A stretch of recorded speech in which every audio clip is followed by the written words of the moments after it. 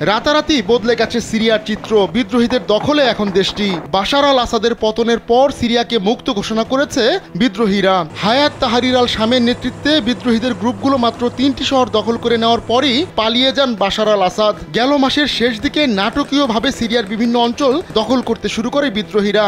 এমনকি শনিবার ইসরায়েলের সীমান্তবর্তী কুনেইত্রা ও দারা শহর দখল করে নেয় তারা। এরপরই বিপদ আঁচ করতে পারে ইসরায়েলি বাহিনী। সঙ্গে সঙ্গে দেশটির প্রতিরক্ষা বাহিনী কড়া জবাব দেওয়ার হুঁশিয়ারি দেয়। ইসরায়েলি বাহিনী জানায় জাতিসংঘের বাহিনীর সঙ্গে মিলে তারা বিদ্রোহীদের প্রতিহত করছে। বিশেষ করে ইসরায়েলের সীমান্তবর্তী হাদের শহরে বন্দুকধারীদের হামলা প্রতিহত করার খবর জানায় তারা। ওই অঞ্চলে অতিরিক্ত স্থল ও বিমান সেনাও মোতায়েন করে ইসরায়েল। এবার গোলান মালভূমি থেকে সিরিয়ায় ঢুকে পড়েছে ইসরায়েলি বাহিনী।